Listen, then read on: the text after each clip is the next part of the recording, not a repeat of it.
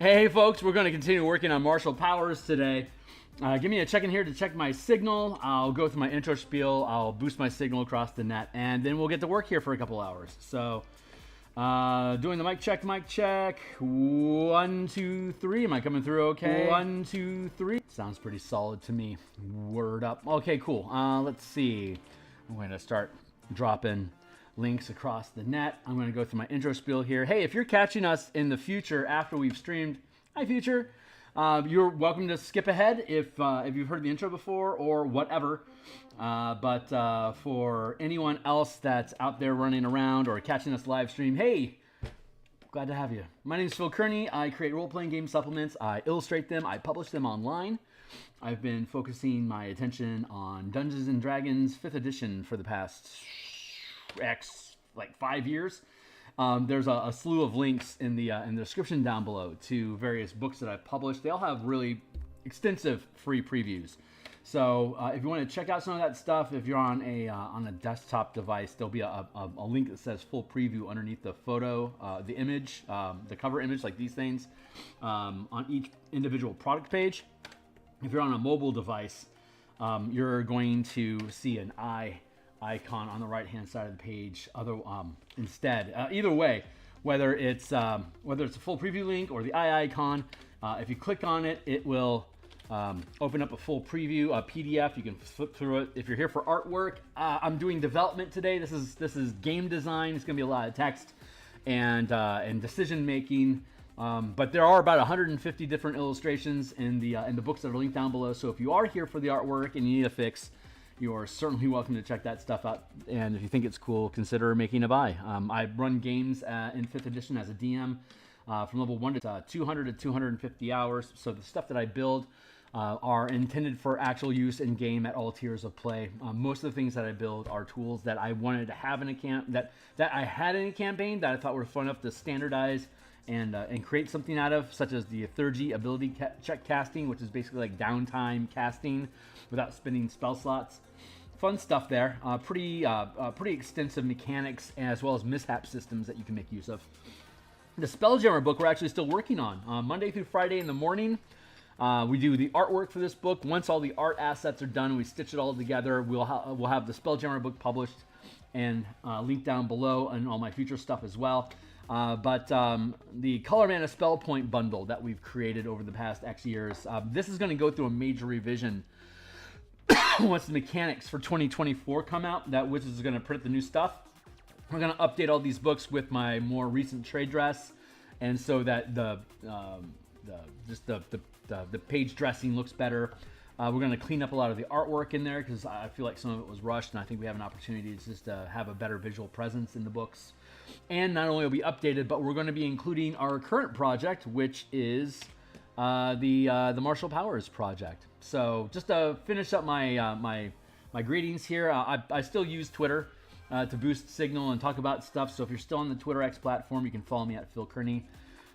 I'm currently building a Discord channel, and once that's up and running, I'll let you know. But what's going on over here, Boogaloo? You coming through for me? Ooh, you coming through? Okay, good. Hey, so like, subscribe, hit the bell icon to get notifications when I'm live in the future. I'm taking that slow crawl up to 500 subscribers as my first major benchmark. So thanks a lot. We've picked up some more people since this morning. I really appreciate you guys. Hopefully you continue to find value in the things that we produce here.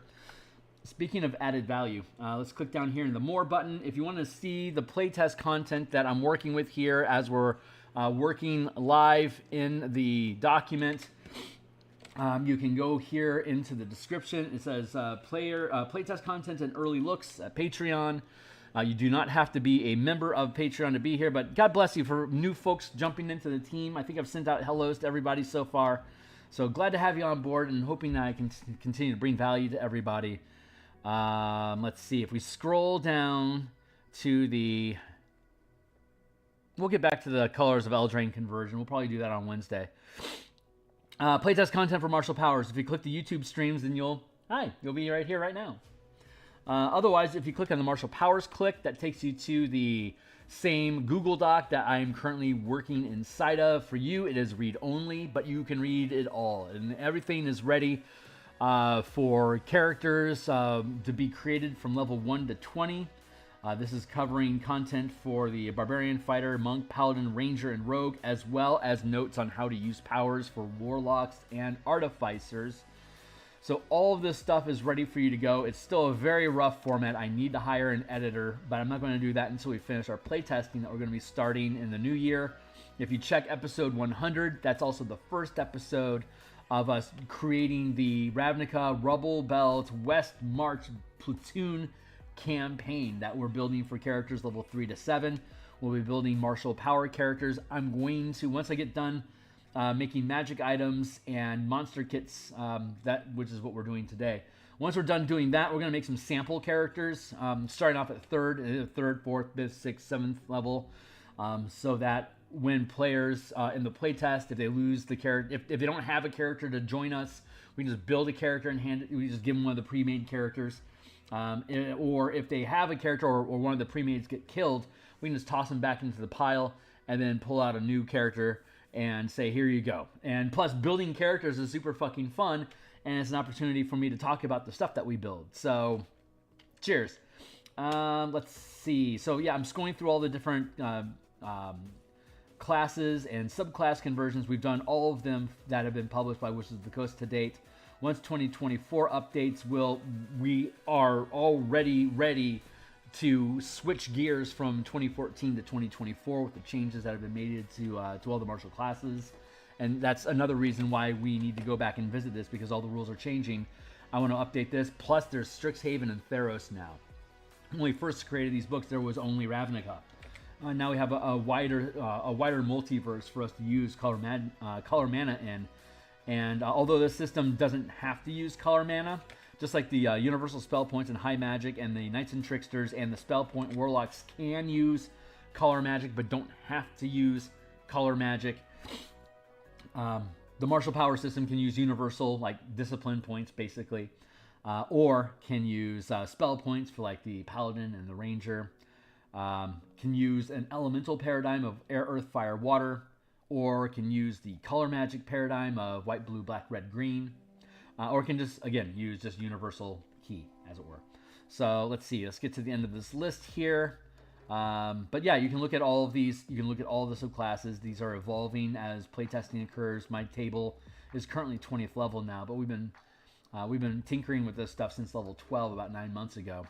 So I'm pretty happy with how it sits as far as like budget-wise at high levels. Right now, there we are. Variant spellcasters for the Warlock and Artificer. Multi-classing rules for channeling as well as spellcasting, because channeling, martial powers uses channeling instead of spellcasting.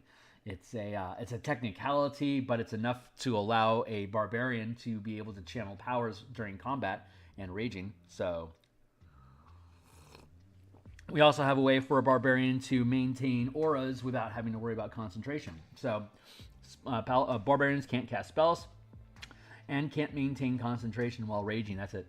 So they can channel power instead of casting spells, and they can lock their concentration on instead of having to actually maintain it. So nice loopholes there. Thanks, Wizards.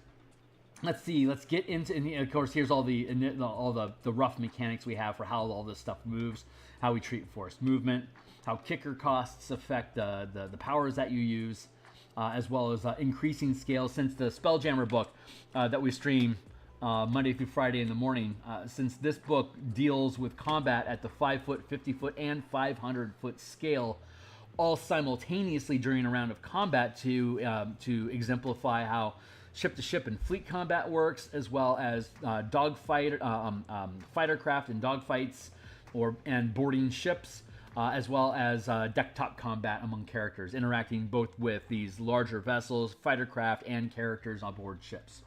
So we needed to have just a little conversation about, and this may or may not stay in the book, but for now it's a good place to put it, affecting gargantuan-sized creatures, since anything that's 20 feet or larger, such as the Tarrasque, which is 70 feet by 50 feet in size, are all considered gargantuan. A 20-foot creature attempting to grapple a 500-foot creature is as ridiculous as a pixie grappling an ogre. It doesn't happen. There's rules about that. The size that, but when gargantuan hits the end, I don't add on another 10 descriptors. It's just, let's just look at scale instead. So that's where this stuff is coming from if you check that out. But here's the 209 powers. 151 of them use mana. And then the other 58 are essentially either feats that you can pick up instead of powers, damage that you can deal as opposed to like piercing. You can do like, acid, necrotic, lightning, thunder damage, whatever it is that you're willing to buy. It'll take away one of, it's like basically like permanizing a meta magic onto your spell effects that deals this damage instead. You now lose a power. You can't channel that power. You lose one of your options of powers that you can learn because you chose to deal a type of damage, which comes in very handy. And then we described how the 4 elements paradigm works, the 5-color magic paradigm works, how Ravnica, Strixhaven, and Theros interact with colors. And then we get into the actual power gear, which is what we're supposed to be doing today. Mana crystals give you extra mana. Power gear is just general equipment that you can empower with the 200 and some odd 9 different powers that are in the system. And that power gear is basically split between utility and weapons. So there you go. We have a random generator here for the different types of weapons that you can pull, as well as the rarity and the bonuses that go along with the rarity. The rarity corresponds to the max rank of power. Let's go with, strike rank. There you go. So a 0 rank is like a combat mastery, like push, trip, grapple, step, vex, stuff like that. You can use them with any weapon as long as you know how to do it. It isn't pinned to a specific weapon, though weapon masteries offered in 2024 take different combat masteries and allow anyone to use them as long as they're holding the weapon that's designed for that type of mastery. But if you learn the mastery, you can use it with anything. So that's how you distinguish combat masteries from weapon masteries there. Let's see, random gear generator. The max rarity is, 0 is the cantrip, the combat cantrips. And then uncommon is 1st rank, rare is 2nd rank, very rare 3rd rank, legendary 4th rank. 4th rank is the maximum rank of powers that are listed that you can learn, even though your characters can go at 17th level up to 5. You have basically 5 ranks of power that you can channel at a time.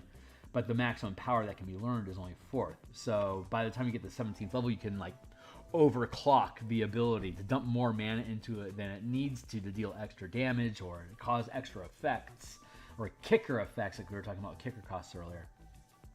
And you can do that over channeling, or like upcasting is basically over channeling. Any power that can have up to the max rank channeled through it generally with additional effects and benefits if you do so. And then each class has various ways of reducing the cost of mana needed to channel a power or to ramp up the effectiveness of a power without costing any additional mana.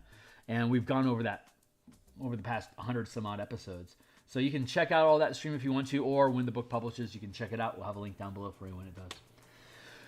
So I think that is probably enough ado for now. So let's go back up here to our list of powers so we can keep that in mind. Here is our template, X of the Y. Rarity Z requires attunement. So I think we're gonna build maybe like 1 or 2. I don't have a timer going. I'm gonna let's see. It's 12:45 here in Seattle, and I have I gave myself an hour and 20 minutes today, and we'll see if I give myself more time. Then I'm going to go offline for a while, and then I'll be back on this evening in approximately in a little less than 7 hours, more like 6.5-ish, like somewhere around 7:30 typically is when I go live in the evening to make Eberron art. We've done the initial sketches for a lot of monsters. We're now going to go into deeper detail and have conversation about that stuff as we go. I'm setting a 20-minute timer here to make sure that I don't fall down any pits too deeply. Tip of the tongue to taste the tube. Tip of the tongue to taste the tube. All right. So what I think I want to do is build a shield.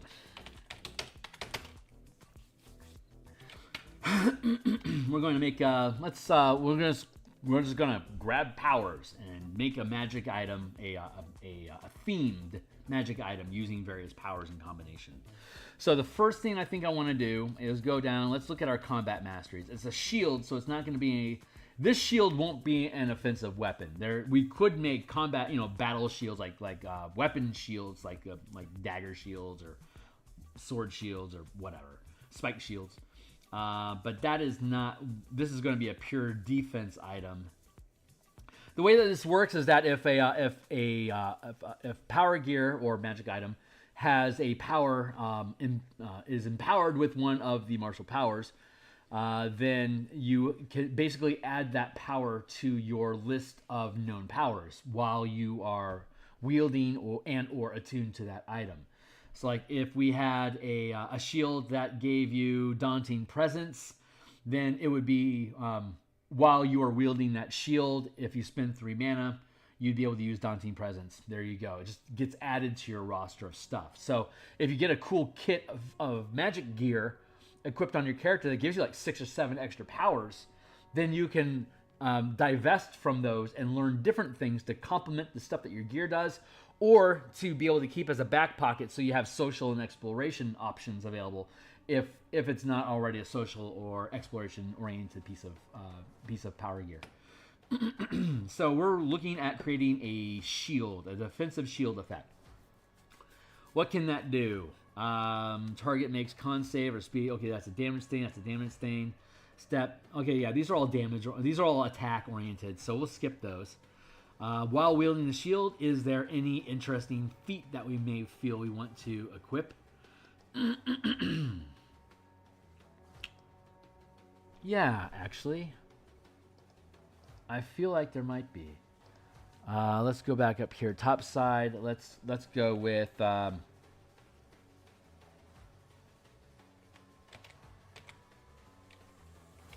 combat. No, fighting style. That's what we call it.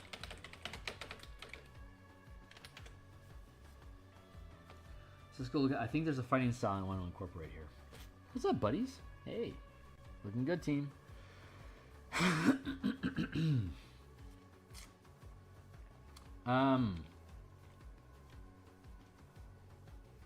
Fighter? Sure.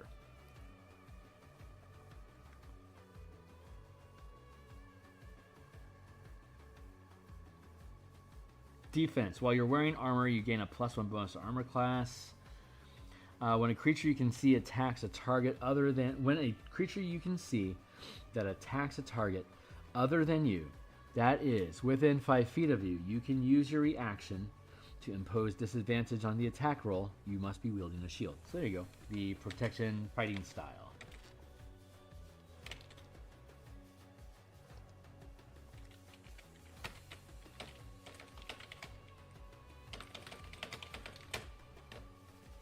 You can impose disadvantage if you're wielding a shield. How's the words on that?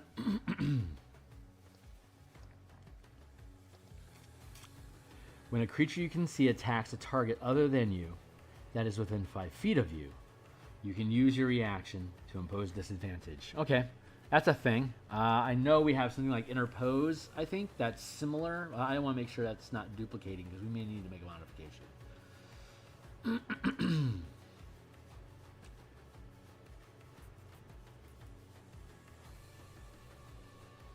That will be it's either a maneuver or a reaction. It's probably a reaction.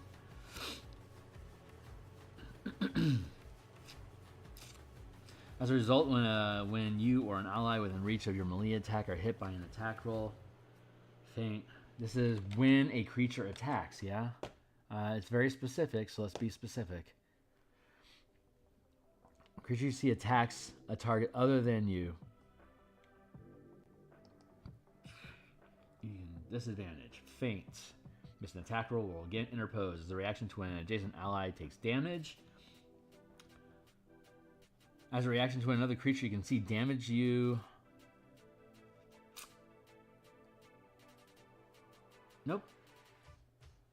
Ooh, empowered defense. As a reaction to when you are hit by an attack roll from a source you can see. Roll a number of power dice equal to the mana burned. You gain a bonus to AC equal to the highest die result until the beginning of your next turn, including the triggering attack, potentially turning the hit into a miss. It's not bad. Redirect. As a reaction to when a creature you see hits another creature with an attack. You can redirect the attack, okay, to hit somebody else. Defensive barrier. I absolutely want this. Defense barrier.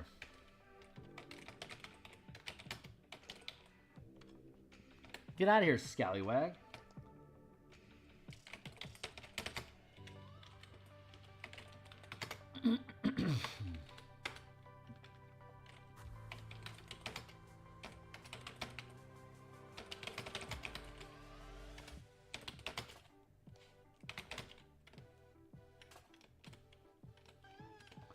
While attuned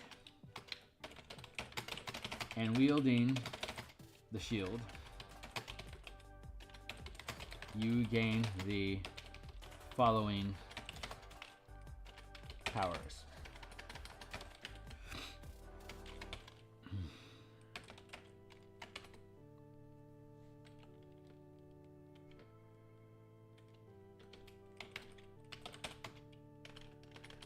What's it called? Combat initiative?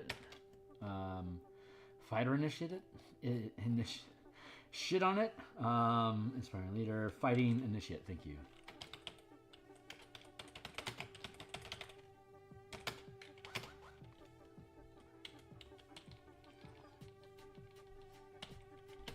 Defense barrier.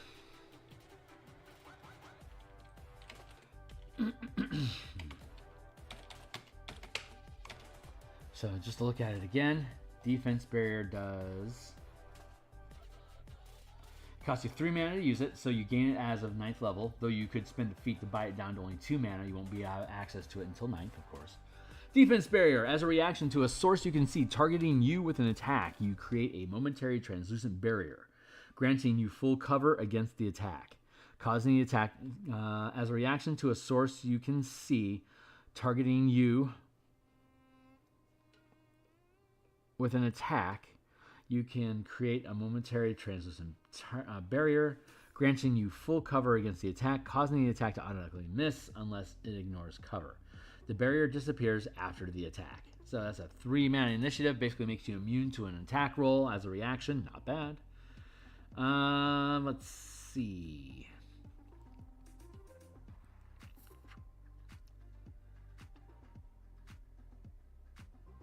Oh, the sustained effect, power shield. That obviously, duh.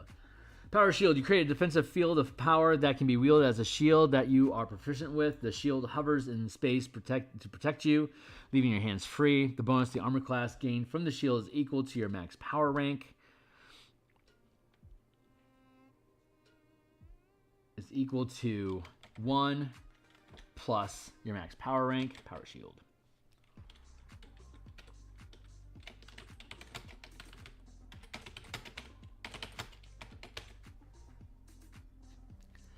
This has 1, 2, 3 powers. That's going to mean let's go up here, look at our chart.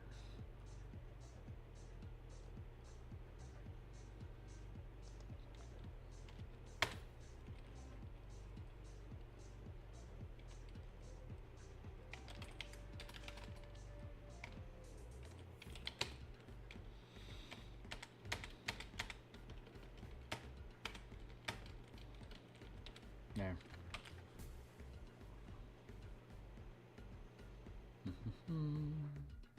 Yeah, common magic item will have 1 power. It'll be a 0 rank item, obviously. Uncommon items have maximum rank of 1, maximum expenditure of 1 mana, and 2 powers total of uncommon or common rank. Rare is up to 2nd rank, up to 3 powers of 2nd rank. Very rare is 3 ranks, 3rd rank up 4 powers up to 3rd rank. Legendary is up to 5 powers of 4th rank or less. Hey, what's up, Mock? Mock! What's going on, man? Glad to have you around, dude. We're making magic items today. If you aren't familiar with the Martial Powers playtest content that I make for, well, you're an art enthusiast, right? I'm just doing game mechanics today. We've been developing a martial maneuver magic system for use with Magic the Gathering. It's like if you spend red mana, you do fire damage, that sort of stuff. Spend blue mana to turn invisible for a round. Yeah, good times. Good times. Thanks for being here. So let's see. We've got this is let's see. It's a shell. It's an armor.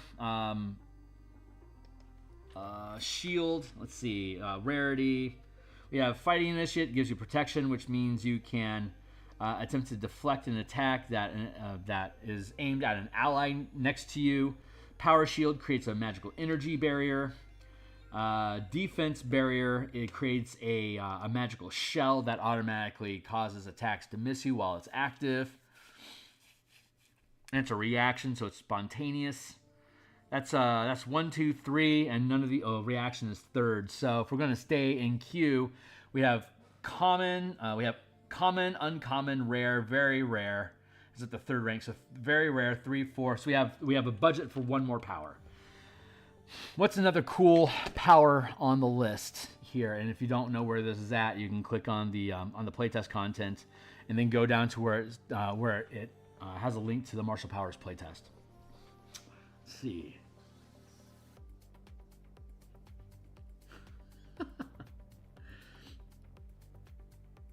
You can change your settings screen. That is really fun. I don't know what you mean.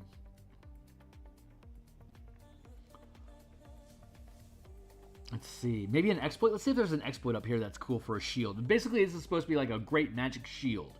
Doing all sorts of cool magic shield shit. Creating a shell to protect you, helping defend your friend. Continuing to grow in enhancement over time. As your character gets more powerful, it becomes a more effective shield. One more thing. Let's see. Bait and switch is movement, so no. Inquisitive, Master Burglar, Overrun, Natural Hunter, Practice Charlatan, Proselytizer, Range Strikes, Resilient. Ride the Wind, Sage Attack, Subtle Channeling, Swift Tools, Tactical Assessment, Unnerving Focus. Nah. Cooperative Effort, Empowered Synergy, Evade Damage. When you succeed a dexterity saving throw to reduce damage, you take none or half if you fail. That's something that the rogue that the rogue gets for free. It's just part of being a rogue, but no one else generally does. So when you succeed, that's not a bad take for a shield. Evade damage. What is that? A reaction? Oh, it's an exploit. Nice.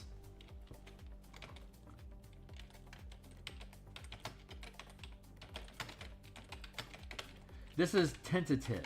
I'm not... Get out of here.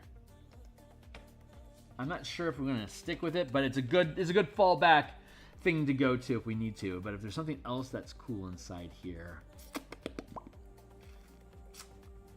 Let's see.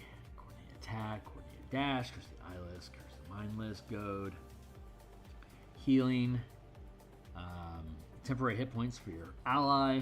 Restraining, as in grappling, bring people back from the dead, be able to use magic items just by picking them up, turn invisible. No. You know what? Honestly, what we have might be the best choices. No, telekinetic bubble affects other people. Choose a creature up to... Oh, and that's a 4th rank power, so that'd have to be a legendary item anyway. That's a fun idea, though. It creates a magic shell around you or a target, and it's basically indestructible until you let it go, or they break free by making a dexterity save. Control fall, curse exposure, deflection. As a reaction to when you or an ally within reach of your melee attack are hit by an attack roll from a source you can see, the attack is rerolled, taking the new result. Deflection's pretty good, but honestly, I think evade damage is even better. Interpose.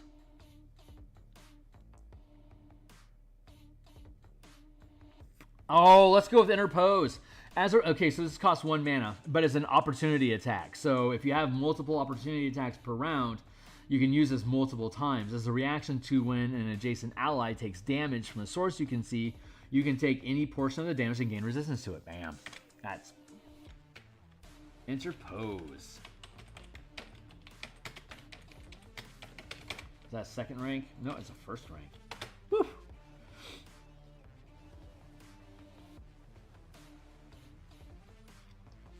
But the evade damage is a nice. I'm gonna go back with evade damage because it's an exploit. Because we already have a reaction. We have a sustained power, which is you just maintain it by locking your mana or maintaining or by making concentration checks if you don't want to lock the mana down. Feats are always something you can use no matter what, like as long as you have the action economy to do it. A defense barrier is a reaction, which means if something's happening, then you can use your reaction to stop it, and then or to change it. And then an exploit can be done in the moment, and in this case, the moment is when you take damage. Yeah, you can choose to reduce it. Let's see. Yep, so we got to give it a name.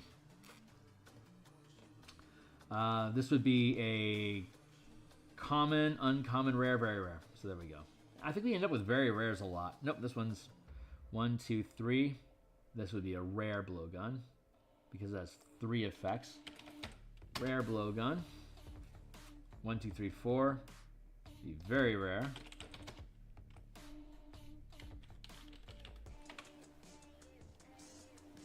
What's up? No. That stands for exploit. EXP is an exploit. There's 5 different disciplines of power. There's exploits, there's maneuvers, there's reactions, there's strikes, and there's sustained effects. So EXP2 means that it's a second rank exploit. So if you want to use that, it requires you would spend 2 mana to use it, but then you gain the benefit of the evade damage.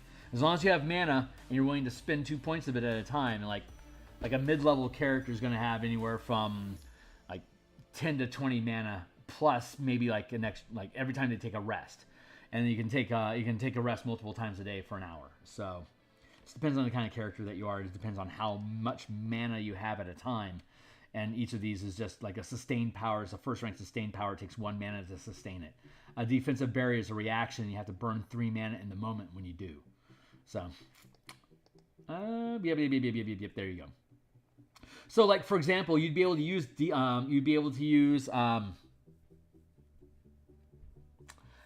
like if you had the what was it? The deflect? It was interpose. If you just picked up interpose as a maneuver, as a power that you know, you would then be able to take on, like say you take 20 points of damage, you gain resistance to it, so that 20 damage only becomes 10, and then you'd be able to trigger evade damage as an exploit. You'd spend 2 extra mana, and that 10 damage would be reduced down to 5. So you can double dip and stack effects. As long as you have the action economy per round and the mana, you can stack effects so that you can build your own, basically like Path of Exile combinations. If you're a Path of Exile fan, a lot of this stuff is going to make sense, that you're stacking effects and auras, concentration things, and magic gear together to be able to create more powerful action sequences that you'll be able to chain things off of each other, and it costs just more and more mana. Another good analogy for Path of Exile is like they have this mana pool that's represented as like a potion, and when you turn on an aura, it locks, like it turns a portion of your mana into stone, so it locks that amount of mana. And if you lock all your mana, you can't use any other abilities, but you can stack on as many auras that modify your character as you want, as long as you still have mana to lock. And so we use that same process here, but it's granular from 1 to 4. So any given power will have anywhere from 1 to 4 mana, and the maximum amount of mana you can channel is 5. So at 17th level, near end game of a campaign, you have 5 ranks. You have 5 channels that you can pull mana through. If you lock all 5 channels, it cuts you off from being able to use any mana unless it's a 0 mana or a feat ability. So, but we talk about all those mechanics upstream and in previous episodes. We are doing a... There we go. 20-minute marker. Here and here.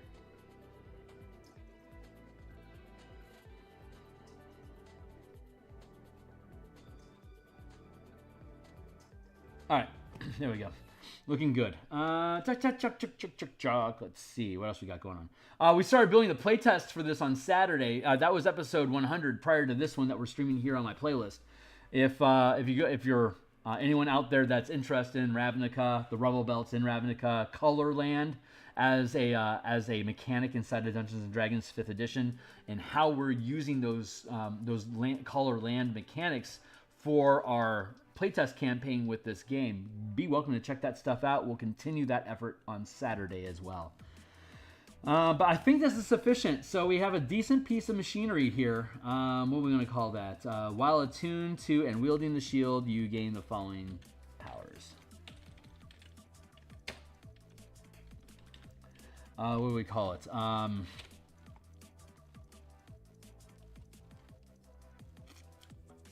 Shield. Block damage, increase armor class, protect your friend. What do we want to call that?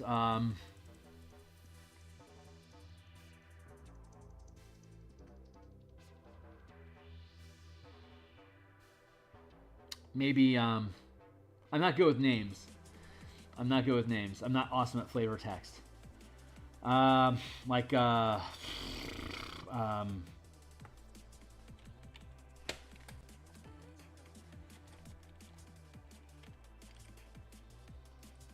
How about the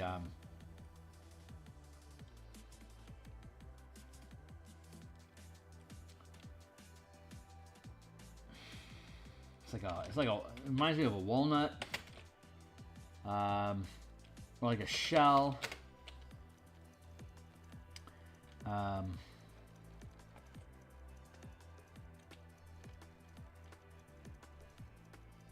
What's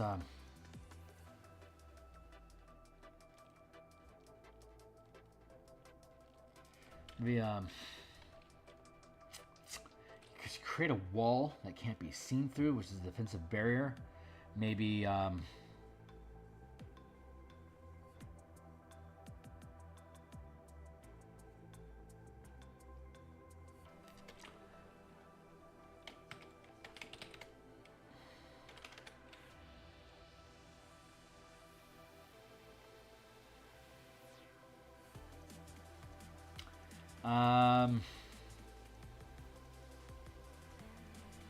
damn it, I forgot the name. Hold on. What is the tops of castle walls called? I've forgotten. Battlements. There we go. How about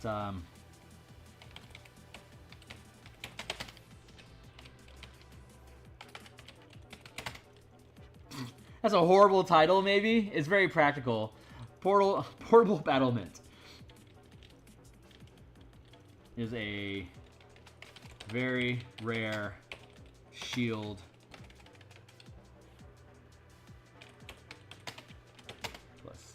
+2. Requires attunement.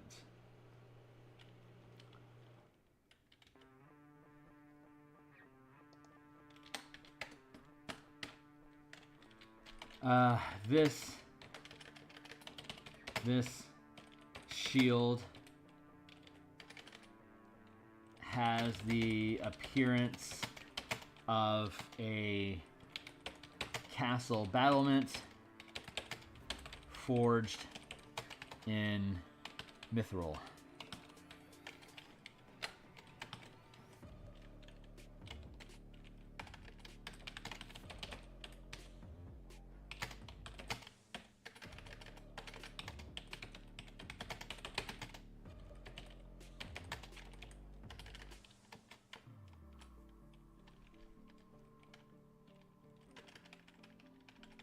This shield has the appearance of a castle forged from mithril, period.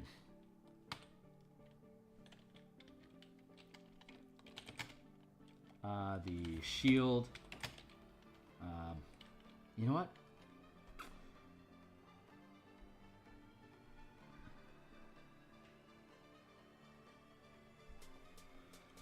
The shield provides, power shield is unnecessary because it's already a shield. That means we can drop it down to this rare value. I like that.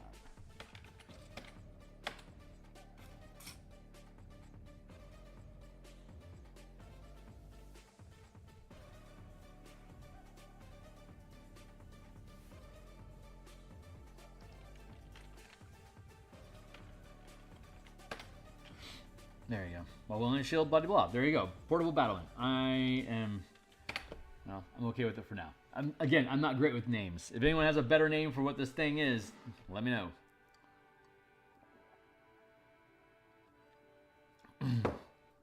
I removed Power Shield because it was designed for characters that don't want or can't carry a shield.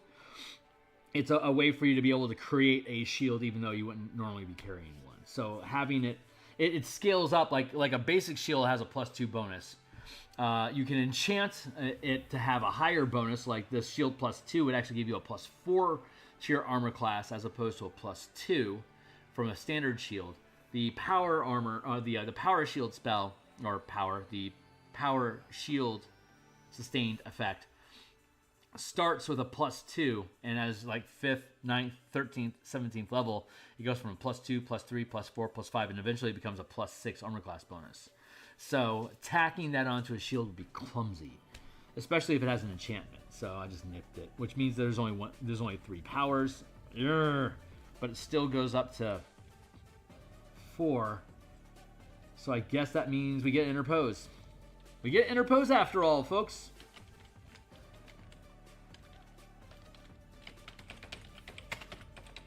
Reaction 1. There we go. We got after all. Because defense barrier is a 3rd rank effect, and it has to be a very rare item to have a 3rd rank. Very rare. And very rare items can have up to 4 different powers imbued into them. So here we are. Let's see. I have one more to build, and then we're going to switch gears. And we're going to start building. So these are building just basically sample magic items that you can just create, right? You can just grab a set of powers. We have the general outline of how they work, and have at it. Or this provides ideas for the DM to decide if they want to make their own gear, they can. And we provide a little bit of a randomizer there for them to do it with. When we get into monster power kits, you take a monster and then you give it we have different templates like a brute versus a controller versus artillery or ranged attacks. There's different default kits, template kits that you can give any creature. Like if you give a troll a sling or a javelin, or an ogre a sling or a javelin, or a goblin a sling or a javelin, each of them, if they all have the same artillery template, then they're all going to have basically the same the same set of abilities. But we could then also, like in the strain of Trakiros's Home Field Advantage or Adam Hancock's recharged monster options from the various books that have been published with Dungeons and Dragons, we can create kits of power for each creature, so that we already have some custom ones built for like beholders and stuff. But when we get to it, we can lean into that. Actually, I'm starting to think about leaning into that a lot more. So we have the portable battlement. What would be a cool thing for us to build instead? Maybe how about spyglass of spotting? What a horrible name. I tell you, I am the absolute worst at building, at naming things. That's why I shy so much away from flavor text and lean so much into mechanic development when I do stuff. But yeah, let's build some silliness here real quick. So we're looking at the spyglass of spotting. So what will that do for us? While wielding, requires attunement, of course.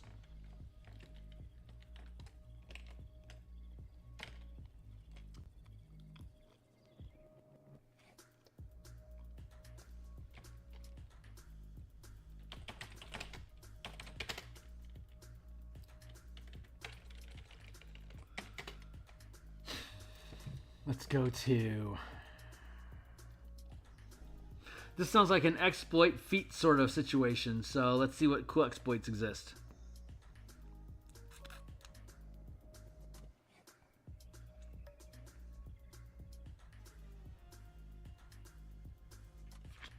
Natural hunter. Investigation, nature, survival. How about, what else we got? Tactical assessment, history, insight, investigation. It's okay.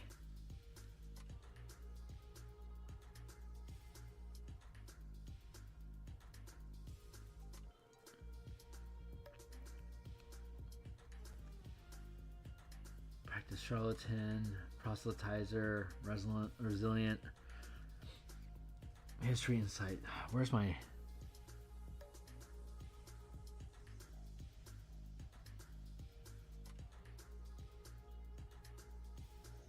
Where is my perception? I have to have something in here with perception. Where is it? Lots of investigation. Jeez, McCrow. Oh, there it is. Inquisitive. When making an ability check that uses that can use the insight, investigation, or perception skill, roll 1 power die per mana. There we go. Inquisitive. That's what I was looking for.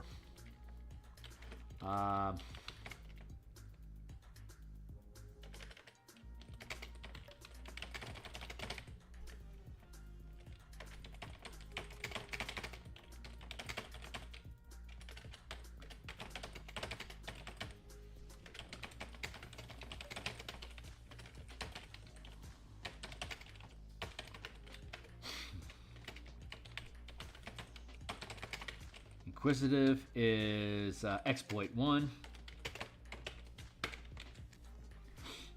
We pretty much know that's the only exploit in this set for 1 mana that's going to boost this for you, but there might be other things. Tactical assessment. Cooperative effort and power synergy.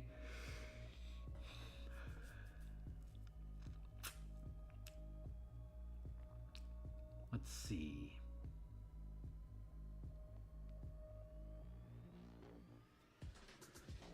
Goad, flatten, curse, monk, pop. Yeah, 30 feet. Okay. No.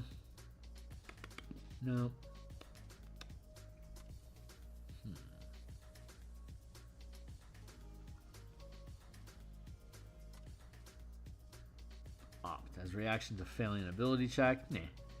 Parry, punish, countering, moving target, redirect, fickle fate, anchor.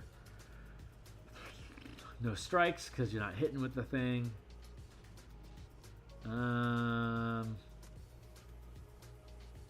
Inspired skill. While sustaining this power, you gain proficiency in a skill or tool of your choice.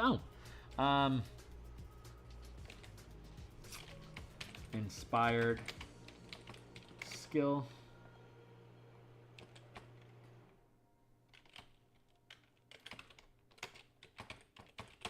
Perception. +1. So, inspired skill. While sustaining this power, you gain proficiency in a skill or tool of choice. You can channel this power more than once simultaneously, choosing a different skill or tool with each channeling. And it is a first rank sustained effect. So there you go. +1. So you gain the perception skill if you don't currently have it, and you can roll extra dice with it when using that skill. So that's actually a pretty useful kit. That's going to make this a common magic item. I think we should probably end that there. Common utility gear. I like that a lot. All right, so that's all the magic items we're going to make for now. I think we're going to come back next couple weeks. We have Fellhammer. We'll clean up the formatting here. Treads of the Mountain Goat, Blade of the Graceful Swan, Breath of Salvation. These are largely a bunch of weapons. Let's take that's a portable battlement and spyglass or armor. Not so much gear. Treads, Fellhammer. Here. Spyglass. Let's take Fellhammer and move that forward. It's a great name.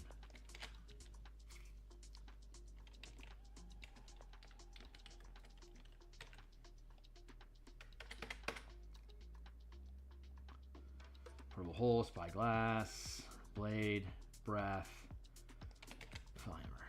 There we go.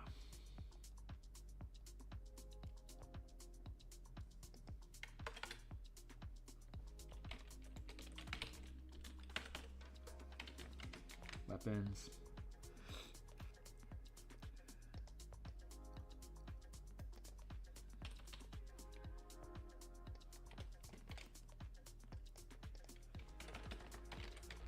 Armor.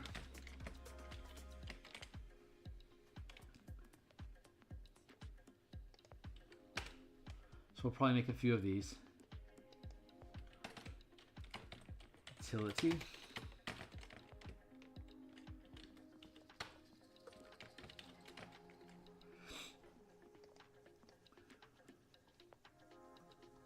You know, armor, utility, weapon. Yeah. Yeah, we'll leave like that. Utility, armor, weapons. There we go. Good enough for now. Okay, that's cool. So we'll go with that.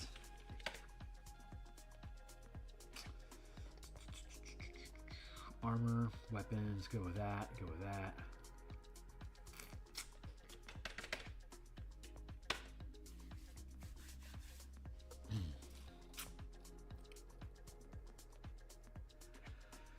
We need to make words about magic paradigms, but we won't work on that right now.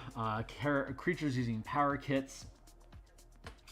Here's your basic format of that. Let's see, creatures using power. Adding power to creatures creates an endless array of optional actions, mythic, legendary actions, and reactions to change the dynamics of an encounter.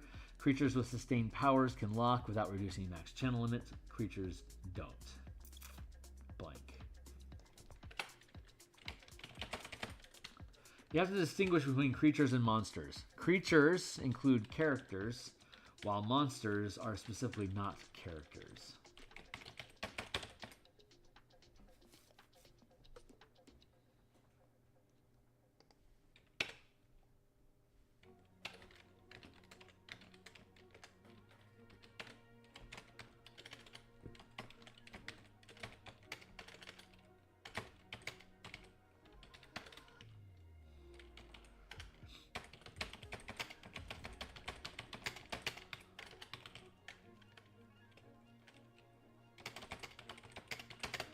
Fourth edition introduced the idea of assigning roles to monsters. Martial powers adopts this idea by creating an array of default templates that can be assigned to, that can be applied to monsters as the DM deems appropriate. Artillery, brute,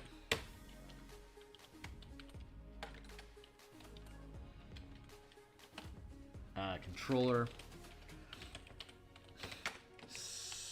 what is it? Striker and striker.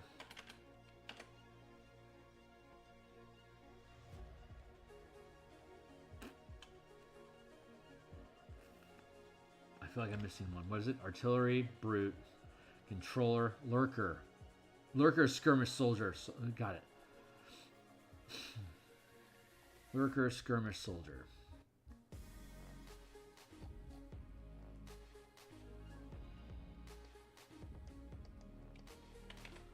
Lurker, which is like assassin types. Skirmishers. Hit and run. They don't stay in the same. Like brutes will stay there and just club you, while a skirmisher will slide in, stab you, and slide out. Skirmisher and it's a soldier, which is like a tactical. Like it has a lot of tactical interaction, working with others. It's kind of its own space. Timer. How are we doing on time over here? It's 1:30. Okay, great. We got another 20 minutes and we'll bounce. So these are one, two, three. These are 6 skirmisher. These are 6 generic templates, and depending on the rank of the creature, it can gain more abilities. But basic artillery. Here's their powers. Brutes are just big bags of hit points. So artillery stay at a distance from heroes and harass with ranged attacks. They have always abilities, per encounter abilities, and then per round abilities. So like you can use this, like ranged assault is always active. You can use this exploit and maneuver once per round, and then once per encounter you can use this maneuver or this exploit. But so that's the formatting. Brutes are big bags of hit points. Controllers disrupt hero actions and control areas on the map. Lurkers are stealth attackers in ambush. Skirmishers keep away and harass with melee and short-ranged attacks. And then soldiers synergize with allies against heroes. And then there's solos, which are a high-action economy and multi-targeting. Solo. There. So let's see. Applying kits. Applying monster roll templates. There. Let's call them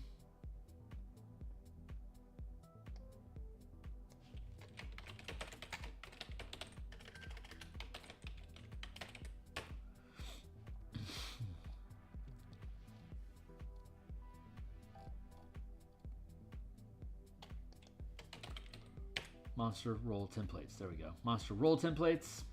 Applying monster rolls. Soldier.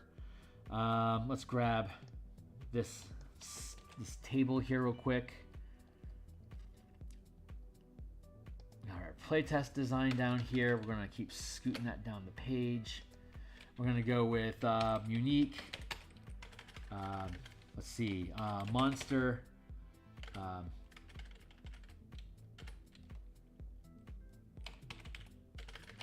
Power monsters.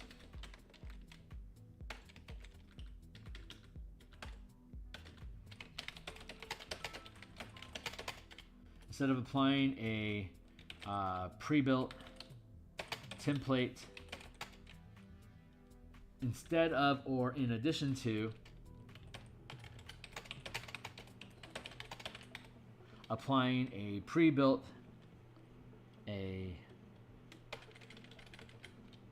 monster roll template to individual, each monster can have unique powers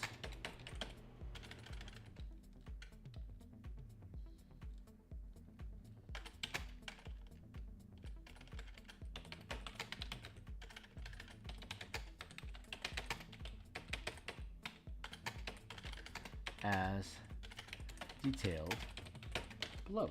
So the challenge rating of a creature scales from basically 0 to infinite, but basically anything above 14th level is going to be powerful enough for characters to spend time on, regardless of their level. So this is the rank of power that they have. This is the die roll that they're going to roll when they make a die roll. Like if you're going to roll an inquisitive, like if you have an inquisitive Nothic, then it would that's a second rank creature. It's a CR3 creature. It would roll a D6 when it makes perception, intuit, and investigation checks, for instance. But it could have a total, as a third rank creature, it could have up to 3 known powers. So you could basically like take that spyglass that we just built. Oh, did we give that spyglass a name? That's actually kind of important to me right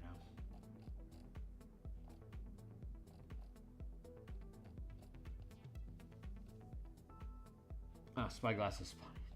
That's such a horrible title. I'm the worst at naming magic items.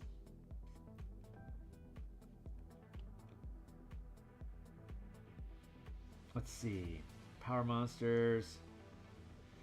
Instead of or in addition to applying a monster roll template from above,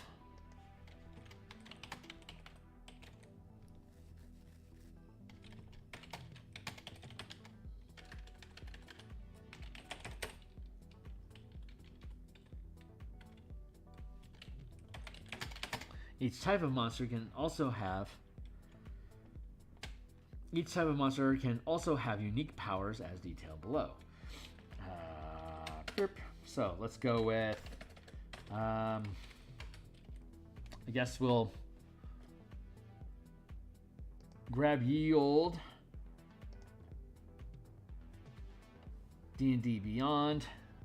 Let's go to, oh, I don't know, let's go to monsters. And what do you say we just pick, there's 138 pages. How about we go to, how about we click 5? And then from page 5, let's roll a percentile. And whatever the result of the percentile is the page that we'll go to. And then I'll roll a 20-sided die to see how far down the list on the page we go. So that'll be a nice randomizer, right? For us to just spit out some random critters. Maybe as a side project, I'll do all 130,000 of them. Who knows?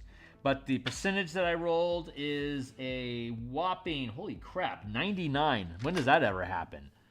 Okay, so page 99. And I'm going to roll a d20 to see how far down the list we're going to go. 11. So we're going to go to the 11th monster on this list. 1, 2, 3, 4, 5, 6, 7, 8, 9, 10, 11. I don't know what a Reged warrior is. I want to use something a little bit more generic. Regisaurus, also not generic. Rieger. I just want something that... Rimmeraz. Let's go with a Rimmeraz. Fuck you. We'll go with Rimmeraz. That's fun. That's a... God, that's a CR11 creature. Sample... monster power kits. Do do do do do do. Rimmeraz. Is that how I spell Rimmeraz? Rimmeraz.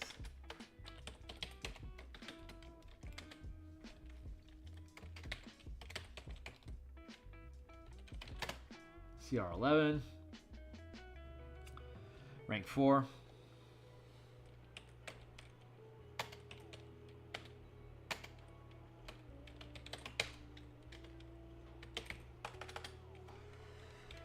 And a Rimmeraz is huge.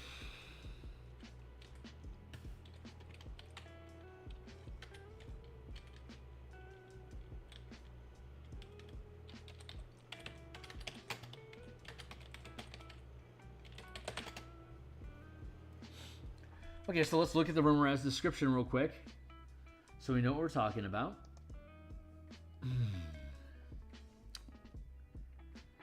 Immune to cold and fire, dark sense, heated body. A creature that touches the Rimmeraz or hits it with melee attack while within 5 feet of it takes 10 fire damage. That's basically punish, the punish power. Bite, fire damage, acid damage by getting swallowed. Okay. If the Rimmeraz takes 30 damage or more in a single turn from a creature inside it, the Rimmeraz must succeed in DC 50 returns. At the end of the turn, it regurgitates all swallowed. Okay, great. Arctic predators, young ones. Okay, I think I have a general idea there. So let's go hunting for stuff for the Rimo. 1, 2, 3, 4, 5.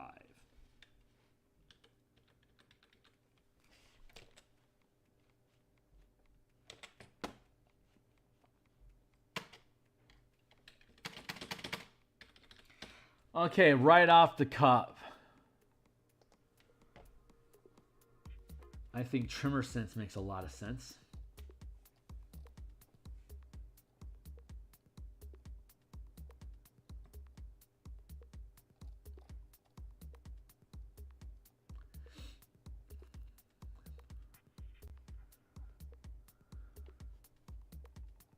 Let's see, Blind Sense, Might Sense.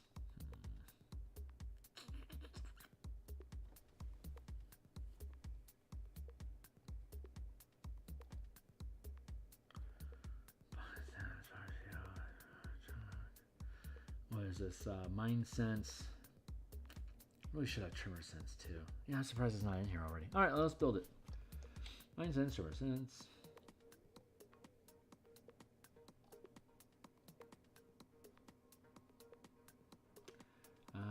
Where is it? Bind sense. There.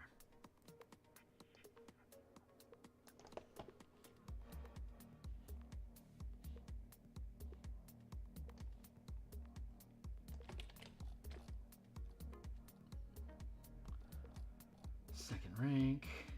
Sturdy. Unnatural resistance.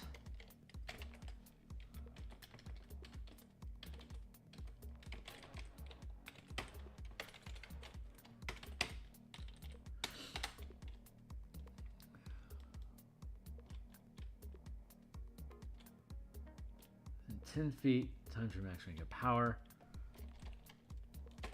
That is touching the same surface as you.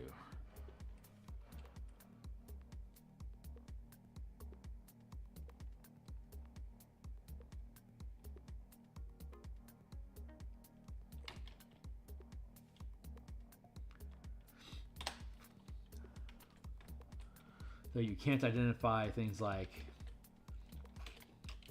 what the creature is.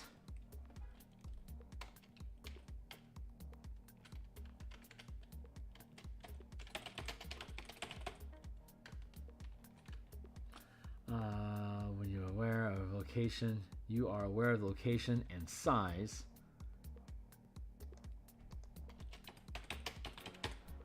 of any creature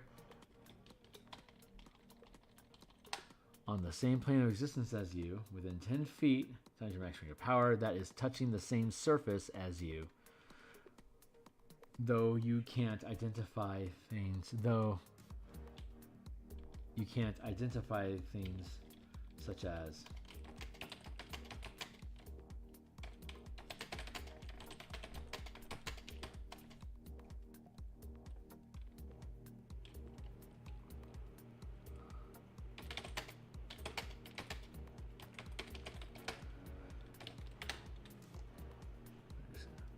what the creature is, what it is carrying, or how it looks.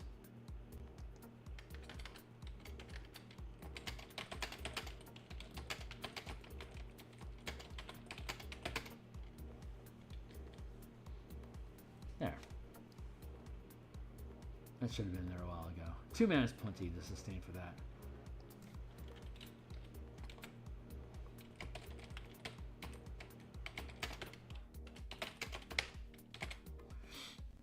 Let's see, what other cool shit's running around out here? Sturdy like a lobster.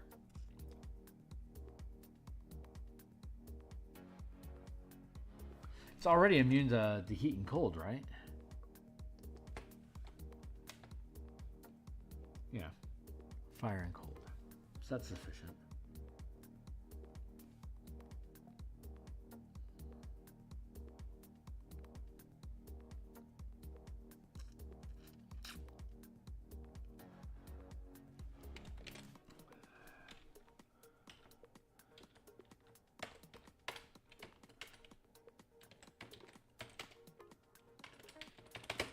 Always.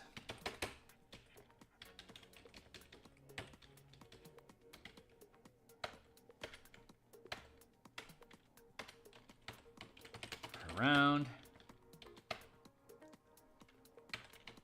Per encounter.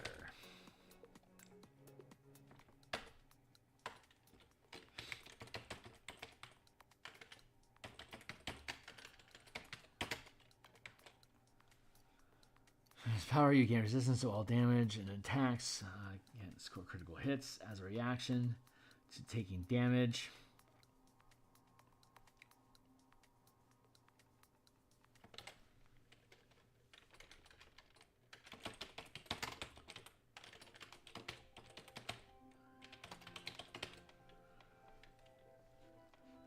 Becomes immune to all damage. That's pretty useful.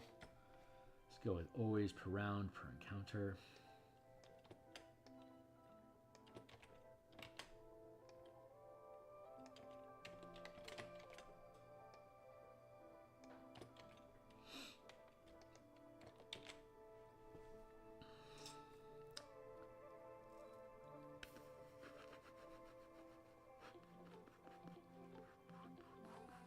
Oh, strike power. I think there's like flaming attack. What is it called?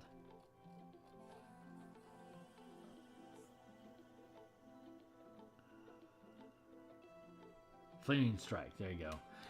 Your bite can deal fire damage and add 1 power die per mana burned.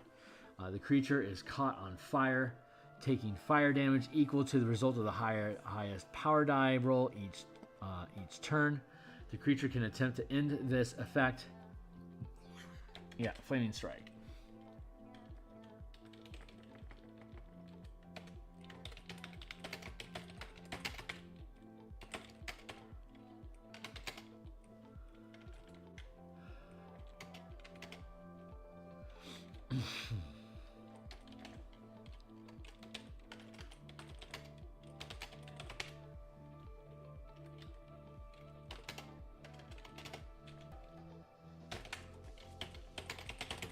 Range, reaction only. It's once per encounter. Flaming strike at will. How many attacks does it get? Let's look at that.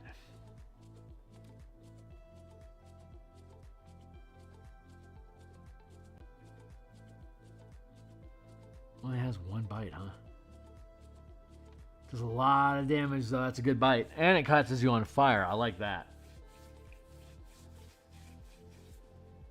So yeah, we'll leave that in place. But what's some other cool stuff we can pick up to do per round? It looks like we need some maneuvers. Maneuvers and reactions. That's what feels right here.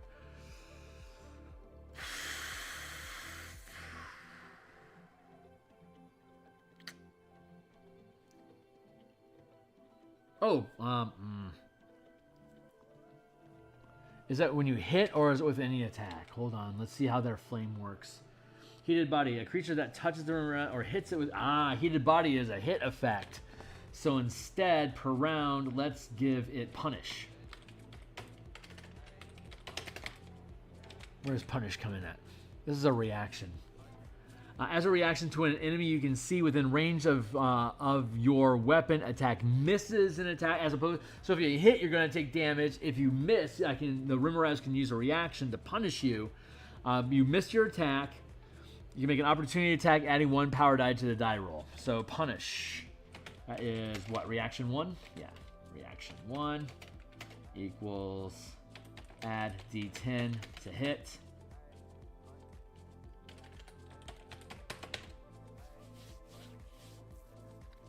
And punish automatically stacks with flaming strike. So punish is a reaction. As a reaction to an enemy you can see within range of your weapon attack misses an attack roll against you or an ally, you can make an opportunity attack, adding 1 power die to the attack roll. So I can make a normal attack roll as an opportunity, basically as an opportunity attack. Do I want to be hypertunistic? Nah, hypertunistic doesn't make sense for this character. Roll, interpose, iron will, hit, roll.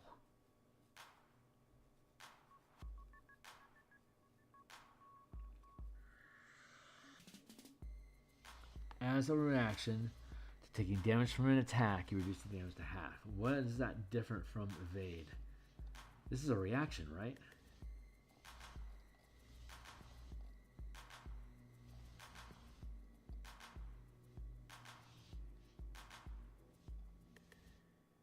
Hold on.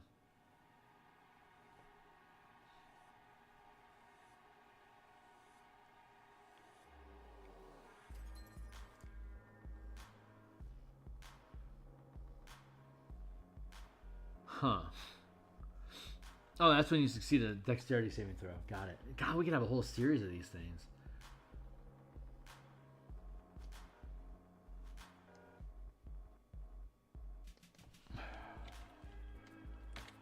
One per stat, maybe 2. See, what is it called down here in the reactions?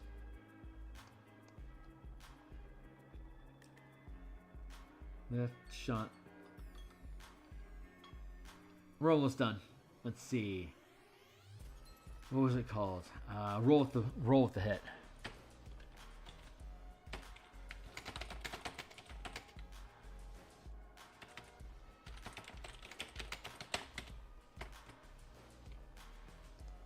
Nice.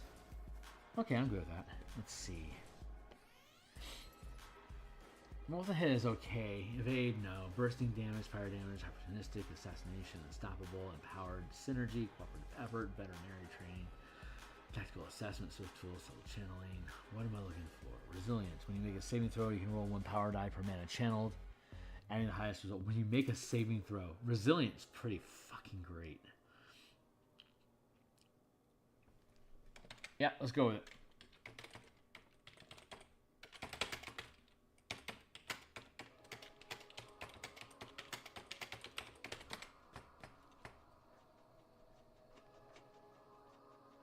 Nice. Okay, so your Rimmeraz is a giant Arctic bug. It's like a giant Arctic centipede that has fire on its back and breathes fire and swallows you whole. So it's like 15 feet tall, something like that, like 30 feet long, something like that. Has tremor sense, so it can sense you up to 40 feet. If it's tunneling under snow and in the ground, it can sense you 40 feet away without being exposed. Flaming Strike, when it hits, it deals an extra D10. All of its damage can be fire, or it could be a mix of piercing or fire damage. But it's extra D10. It can do that. It always does that when it hits.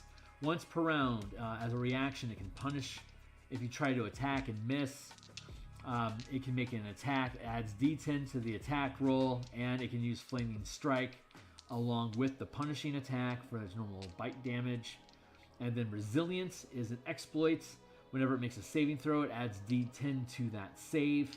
And then once per encounter, it becomes indestructible, which is, as a reaction, it can become immune to all damage from one type of damage until the beginning of its next turn. So that's a Rimmeraz, just off the cuff. That's like a kit you can give something. So I figure we could potentially go through and do that for all the creatures in the monster manual if we really wanted to. But I think for now what we'll do is we'll figure out what creatures are going to be in the playtest document that we're creating.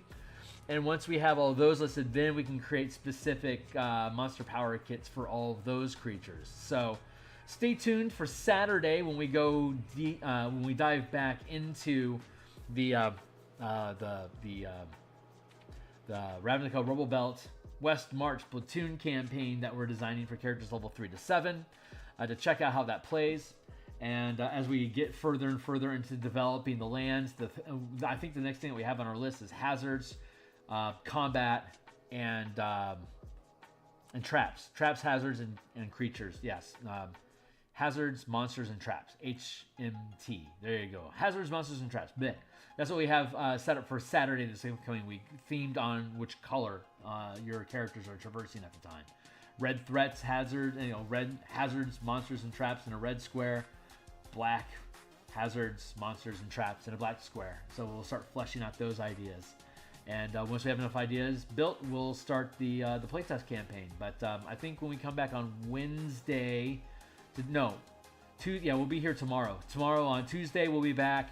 I think what we'll do is we're going to actually explore more Eldraine monsters and continue to convert the Monsters Compendium 4 that was released on DMsGuild, the Monsters from Wilds of the Eldraine. We'll continue converting that, and then Saturday I'll be back tonight in approximately 5.5-ish hours to continue working on Eberron artwork.